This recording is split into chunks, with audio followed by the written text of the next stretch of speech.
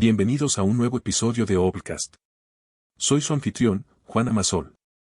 Hoy nos sumergiremos en el fascinante mundo de los tramposos y pícaros a través del libro Cuidado que hay trampa de la reconocida escritora argentina Ana María Soa. Esta deliciosa antología reúne cuentos de pícaros, estafadores y tramposos de diferentes culturas alrededor del mundo, desde los aborígenes australianos hasta los indios americanos, pasando por Asia, Europa y Latinoamérica. El libro nos muestra que, a pesar de la distancia geográfica o temporal, los engaños y las astucias de los pícaros comparten elementos universales que trascienden fronteras. Ana María Soa nos invita a un recorrido por estas historias populares que, además de entretenernos, nos muestran que aunque la tecnología cambia constantemente, la naturaleza humana permanece igual a través del tiempo. En este episodio, analizaremos 10 puntos clave de esta obra que nos harán reflexionar sobre el ingenio, la astucia y las trampas que forman parte de nuestra historia cultural. Así que ya están avisados, si siguen escuchando este podcast, cuidado que hay trampa. El primer punto que quiero destacar de Cuidado que hay trampa es la sorprendente universalidad de la figura del pícaro o tramposo en todas las culturas del mundo. Desde el personaje de Anansi la araña en los relatos africanos hasta Pedro Urdemales en las tradiciones latinoamericanas, pasando por Nasruddin en Medio Oriente o Till Eulenspiegel en la tradición alemana, todas las culturas han creado estos arquetipos de personajes astutos que utilizan el ingenio para sobrevivir y superar adversidades. Estos pícaros literarios suelen compartir características similares, son marginales, usan la astucia en lugar de la fuerza, suelen burlarse de los poderosos y, aunque moralmente ambiguos, muchas veces despiertan nuestra simpatía. Ana María Soa nos muestra que estas figuras no son casuales sino que responden a una necesidad profundamente humana de crear válvulas de escape frente a las injusticias y rigideces sociales. ¿Quién no ha sentido alguna vez admiración secreta por estos personajes que, mediante el ingenio, logran salirse con la suya? En nuestra vida cotidiana, podemos ver reflejos de estos arquetipos en situaciones donde la creatividad y el pensamiento lateral nos permiten resolver problemas que no podrían solucionarse por vías convencionales. Pensemos en las vivezas criollas o en los atajos que muchos toman en la vida diaria. ¿Son siempre reprobables o a veces representan formas de resistencia cultural?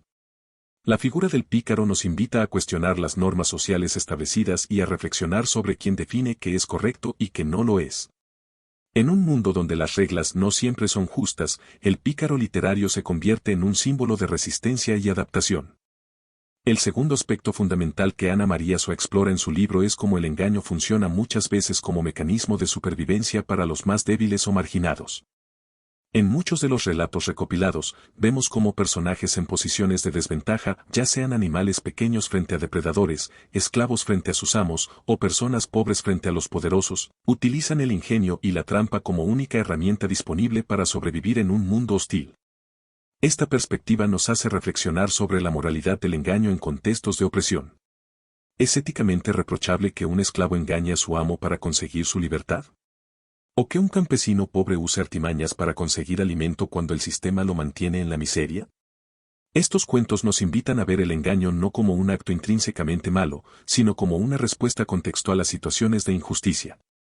En nuestra sociedad actual, podemos observar situaciones similares, inmigrantes que deben recurrir a la economía informal para sobrevivir, trabajadores precarizados que buscan formas creativas de complementar sus ingresos, o personas que desarrollan identidades alternativas en Internet para escapar de la discriminación.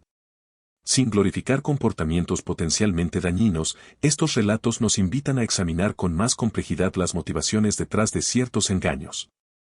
Las historias de Soa nos recuerdan que, antes de juzgar a quien engaña, debemos preguntarnos por qué lo hace y si nosotros, en sus circunstancias, no haríamos exactamente lo mismo. El libro nos plantea que la trampa, para muchos, no es una elección sino una necesidad impuesta por un sistema que ofrece pocas alternativas legítimas para la supervivencia y el progreso. El tercer aspecto fascinante que Ana María Soa explora en Cuidado que hay trampa es cómo los relatos de pícaros funcionan como poderosas herramientas de crítica social en diferentes culturas. Estos cuentos, bajo su aparente simplicidad y humor, esconden agudas observaciones sobre las contradicciones e hipocresías de las sociedades que los originaron. Cuando un personaje como Till Eulenspiegel en la tradición alemana utiliza el sentido literal de las palabras para burlarse de los poderosos, no solo provoca risa sino que expone las fallas lógicas y morales de un sistema rígido de autoridad. De manera similar, Los relatos protagonizados por Nasruddin en la tradición del Medio Oriente frecuentemente ridiculizan a autoridades religiosas o políticas que abusan de su poder, permitiendo expresar críticas que, de otra forma, podrían haber sido peligrosas en contextos de censura o represión. Estos personajes tramposos se convierten así en vehículos de resistencia cultural, usando el humor y la aparente inocencia para señalar verdades incómodas. En nuestra sociedad contemporánea, podemos ver paralelos en la forma en que el humor satírico, los memes de Internet o ciertos formatos de comedia funcionan como válvulas de escape y herramientas de crítica. Pensemos en cómo los cómicos contemporáneos utilizan técnicas similares a las de estos antiguos pícaros para señalar contradicciones sociales, o cómo las parodias virales en redes sociales exponen hipocresías políticas y culturales. Lo que estos relatos nos enseñan es que la trampa, lejos de ser siempre un acto egoísta, puede constituir una forma de inteligencia colectiva que permite a las sociedades autoexaminarse y evolucionar. La figura del pícaro, al colocarse en los márgenes y jugar con los límites establecidos, nos ayuda a ver con nuevos ojos las convenciones que damos por sentadas y a cuestionar quién se beneficia realmente del orden establecido. El cuarto elemento crucial que Swan nos presenta en su libro es cómo estos relatos de tramposos utilizan el humor como vehículo para transmitir sabiduría profunda y perdurable. La risa que provocan las aventuras y desventuras de estos pícaros no es gratuitamente frívola, sino que funciona como una puerta de entrada para reflexiones más profundas sobre la condición humana. Cuando nos reímos de cómo un personaje astuto engaña a otro más poderoso pero ingenuo, estamos procesando lecciones sobre el equilibrio de poder, la importancia de la perspicacia y los peligros de la arrogancia. Muchas de estas historias funcionan como verdaderas parábolas que han sobrevivido siglos precisamente porque envuelven verdades fundamentales en el atractivo ropaje del entretenimiento. Por ejemplo, cuando la liebre engaña al león haciéndole creer que hay un animal más feroz que él, no solo nos divertimos con la imagen del poderoso depredador asustado, sino que también reflexionamos sobre cómo la inteligencia puede superar a la fuerza bruta y cómo el miedo a lo desconocido afecta incluso a los más fuertes. Estos cuentos nos recuerdan que la sabiduría no tiene que ser solemne para ser profunda. En nuestra cultura actual, donde a menudo separamos tajantemente el entretenimiento del conocimiento serio, estos relatos nos invitan a reconsiderar el poder pedagógico del humor y el juego. ¿Cuántas veces recordamos mejor una lección que vino envuelta en una anécdota divertida que aquella que se nos presentó como una árida disertación? El humor en estos relatos también funciona como un mecanismo para procesar realidades difíciles.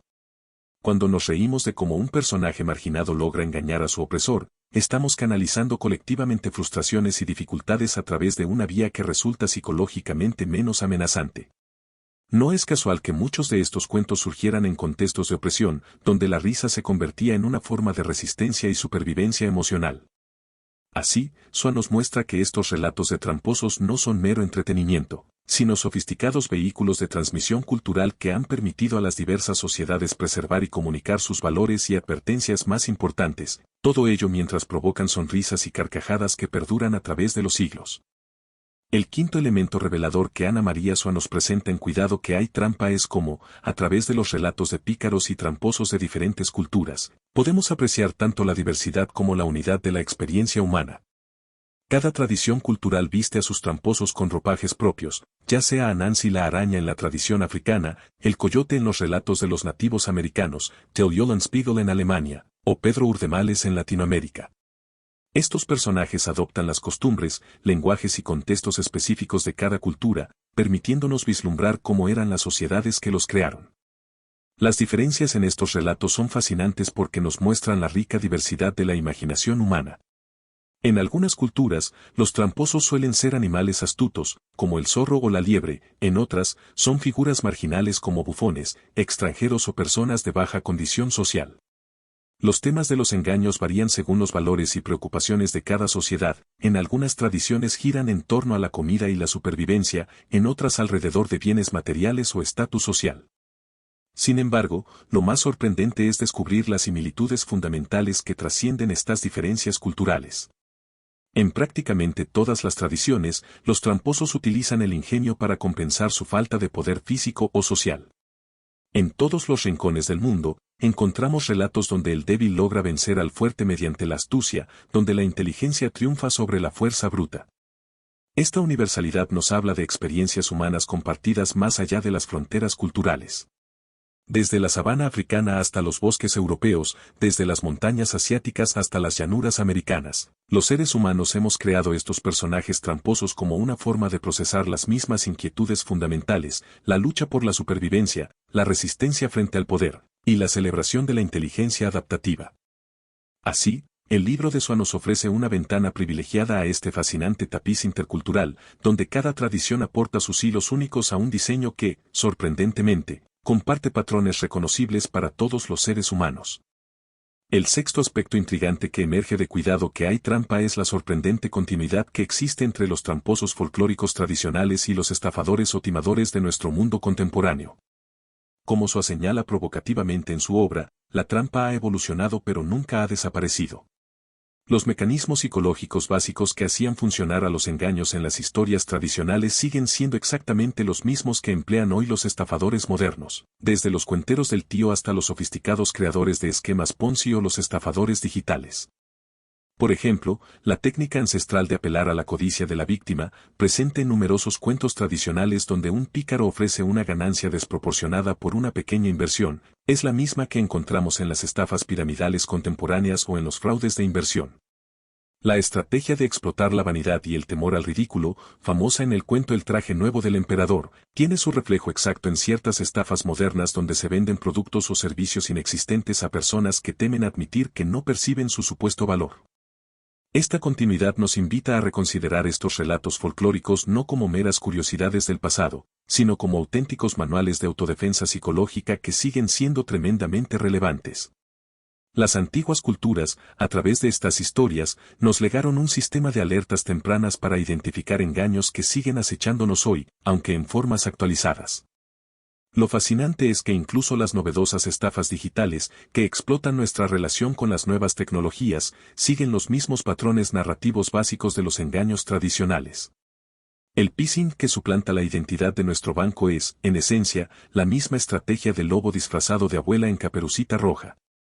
Esta perspectiva nos lleva a una conclusión provocadora. Quizás la mejor forma de educar a las nuevas generaciones contra las sofisticadas estafas contemporáneas no sea únicamente a través de complejas explicaciones técnicas, sino también mediante estas historias tradicionales que, al exponernos a los mecanismos básicos del engaño, entrenan nuestra intuición para detectar cuando algo suena demasiado bueno para ser verdad o cuando estamos siendo manipulados emocionalmente, independientemente del contexto tecnológico específico. El séptimo aspecto que Ana María Soa aborda brillantemente en su libro es cómo las trampas y engaños han evolucionado con los avances tecnológicos, pero manteniendo sus estructuras esenciales a través del tiempo. Como Soa señala en su prólogo, desde los tradicionales cuentos del tío hasta los sofisticados fraudes informáticos de nuestros días, la esencia del engaño permanece sorprendentemente constante. Las estafas piramidales que hoy vemos en las criptomonedas comparten el mismo patrón básico que las antiguas estafas de inversión que ya existían hace siglos. La diferencia radica principalmente en las herramientas y el contexto, no en la psicología fundamental que la sustenta. Este paralelismo resulta fascinante porque nos muestra que, aunque los medios tecnológicos cambian vertiginosamente, la naturaleza humana evoluciona a un ritmo mucho más lento. Los mismos deseos, temores e impulsos que hacían caer a nuestros antepasados en trampas y engaños siguen operando en nosotros hoy, simplemente adaptados a nuevos entornos digitales. En nuestra vida cotidiana, podemos observar cómo los estafadores digitales emplean técnicas de ingeniería social sorprendentemente similares a las que usaban los pícaros tradicionales. Crear una falsa sensación de urgencia, apelar a la ambición o al miedo, establecer una falsa intimidad o confianza, o aprovechar la ignorancia sobre un nuevo contexto o tecnología. Los correos de phishing que parecen venir de nuestro banco, las ofertas demasiado buenas para ser verdad en redes sociales, o las falsas alertas de seguridad, son simplemente versiones actualizadas de engaños que han existido desde tiempos inmemoriales. Esta continuidad nos invita a reflexionar sobre la importancia de conocer las narrativas tradicionales de engaños y trampas, no como meras curiosidades folclóricas, sino como valiosas advertencias que siguen siendo relevantes. Al reconocer los patrones básicos de estas historias, podemos estar mejor preparados para identificar sus manifestaciones contemporáneas y evitar caer en las mismas trampas que nuestros antepasados, aunque ahora vengan disfrazadas con ropajes tecnológicos. El octavo punto crucial que se desprende de la obra de Soa es la fascinante ambigüedad moral que caracteriza a los personajes pícaros y tramposos en las distintas tradiciones culturales. Estos personajes ocupan un espacio intermedio en el espectro moral, ni héroes virtuosos ni villanos despreciables. Son figuras complejas que desafían las categorías simplistas de bueno y malo. A veces utilizan el engaño para sobrevivir, otras para impartir una lección, y en ocasiones simplemente por el placer travieso de subvertir las normas establecidas. Lo interesante es que, a pesar de sus comportamientos moralmente cuestionables, estos personajes suelen despertar nuestra simpatía e incluso admiración. Cuando Pedro Urdemales engaña a un hacendado avaro, o cuando Nasruddin utiliza un ingenioso juego de palabras para salir de un aprieto, no podemos evitar sentirnos cómplices de su astucia, aunque objetivamente estén cometiendo un engaño. Esta respuesta ambivalente nos dice algo profundo sobre nuestra propia relación con las normas y la moral. En estos personajes proyectamos nuestros propios deseos reprimidos de saltarnos las reglas, de usar la astucia para superar obstáculos y de reírnos de las figuras de autoridad. La figura del pícaro nos permite explorar vicariamente estas transgresiones sin tener que asumir sus consecuencias reales. En nuestra vida contemporánea, podemos observar esta misma ambigüedad moral en cómo respondemos a figuras públicas que juegan con los límites, desde emprendedores disruptivos que desafían regulaciones establecidas, hasta artistas que transgreden normas culturales, o incluso hackers que exponen vulnerabilidades de sistemas. Nuestra fascinación con estas figuras refleja la misma tensión que encontramos en los relatos tradicionales de pícaros. Lo que estos personajes nos enseñan es que la moralidad humana rara vez es un asunto de blanco y negro. Nos invitan a contemplar los matices éticos de cada situación, a considerar las motivaciones y contextos detrás de las acciones, y a cuestionar si las normas establecidas son siempre justas o si a veces merecen ser subvertidas. En un mundo que tiende a los juicios morales simplistas, estos relatos nos ofrecen una aproximación más sofisticada y humana a la complejidad de la ética. El noveno aspecto fascinante que encontramos en Cuidado que hay trampa es el valor pedagógico que tienen estos relatos de pícaros, especialmente cuando son adaptados para un público infantil como hace Ana María Soa en esta obra. Tradicionalmente, tendemos a pensar que debemos educar a los niños con historias de virtud y rectitud moral. Sin embargo, los cuentos de tramposos y pícaros cumplen una función educativa esencial que complementa esa educación, enseñan a los pequeños a reconocer y evitar los engaños. En un mundo donde inevitablemente se encontrarán con personas que intentarán aprovecharse de ellos, estas historias funcionan como un entrenamiento seguro para desarrollar pensamiento crítico y cautela. Cuando un niño se ríe de cómo un personaje ingenuo cae en una trampa evidente, está interiorizando una lección valiosa, la importancia de no tomar todo al pie de la letra, de cuestionar las apariencias y de evaluar críticamente las situaciones antes de actuar. Estas narraciones cultivan lo que podríamos llamar una inteligencia defensiva que resulta fundamental para la vida. Además, estos relatos de pícaros ofrecen a los niños una forma segura de experimentar vicariamente con los límites sociales. A través de personajes que transgreden normas, los pequeños pueden explorar las consecuencias de ciertos comportamientos sin tener que realizarlos ellos mismos. Observan cómo funciona la causa y efecto social, qué ocurre cuando alguien miente, engaña o rompe una regla. En nuestra sociedad actual, donde los niños están expuestos desde edades muy tempranas a un aluvión de mensajes publicitarios, información en redes sociales y potenciales engaños digitales, este tipo de alfabetización crítica resulta más valioso que nunca. Los cuentos de tramposos, lejos de enseñar a los niños a ser deshonestos, los preparan para navegar un mundo complejo donde la apariencia y la realidad no siempre coinciden. Así, Soa nos recuerda que, paradójicamente, las historias de engaños pueden ser una de las herramientas más efectivas para educar a nuestros hijos contra los engaños reales que encontrarán a lo largo de sus vidas. El décimo y último punto clave que podemos extraer de Cuidado que hay trampa es cómo los relatos de pícaros y tramposos funcionan como auténticos espejos culturales que revelan los valores, preocupaciones y contradicciones de las sociedades que los crean. Cada cultura genera sus propios tipos de tramposos y engaños que reflejan sus estructuras sociales, jerarquías y tabúes específicos. Por ejemplo, en los relatos de pícaros de la Europa medieval, los engaños suelen girar alrededor de la comida y la supervivencia básica, reflejando las preocupaciones de una sociedad donde el hambre era una amenaza constante. En contraste, en los relatos de tramposos de culturas mercantiles como la persa o la judía, los engaños suelen involucrar transacciones comerciales o préstamos, evidenciando la importancia del comercio en estas sociedades. Lo fascinante es cómo estas historias no solo reflejan realidades sociales sino que también exponen las contradicciones y tensiones internas de cada cultura. Cuando un relato muestra a un pícaro de origen humilde engañando a un noble arrogante, está poniendo en evidencia las desigualdades de clase social y cuestionando implícitamente su legitimidad. Cuando una historia presenta a una mujer astuta que engaña a un hombre poderoso, está subvirtiendo temporalmente las jerarquías de género establecidas. En nuestra sociedad contemporánea, podemos observar cómo las historias de hackeos, estafas digitales o noticias falsas reflejan nuestras propias ansiedades culturales sobre la tecnología, la verdad y la privacidad. Las nuevas formas de trampa que nos preocupan revelan lo que más valoramos y lo que más tememos perder. Lo que Ana María Soa nos muestra a través de su recopilación es que estudiar los engaños y trampas de una cultura es una forma privilegiada de entender sus valores centrales. Porque, paradójicamente, cuando hablamos de cómo se puede engañar, estamos revelando implícitamente qué es lo que consideramos valioso y digno de protección. Estos relatos, a través de los siglos y las culturas, han servido como un tipo peculiar de antropología narrativa, que documenta no solo lo que las sociedades dicen ser oficialmente, sino lo que realmente son en la práctica, con todas sus contradicciones, injusticias y mecanismos de adaptación. Al leer estos cuentos de tramposos del mundo, estamos accediendo a un tipo de conocimiento cultural profundo que difícilmente encontraríamos en los registros históricos oficiales o en los discursos institucionales. Para concluir este fascinante recorrido por Cuidado que hay trampa de Ana María Soa, hemos descubierto que los relatos de pícaros y tramposos no son simples anécdotas de engaños, sino ventanas a la complejidad de la naturaleza humana que trascienden culturas y épocas.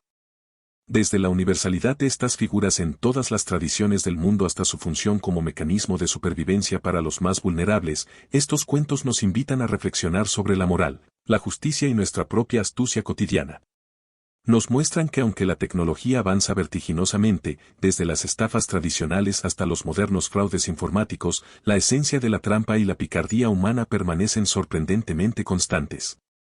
Lo que hace especial el trabajo de Ana María Soa es cómo, a través de estos relatos aparentemente simples, nos ayuda a comprender algo profundo sobre nuestra sociedad, que las trampas no existen en el vacío, sino que surgen en contextos específicos y responden a necesidades humanas universales de adaptación, resistencia y supervivencia.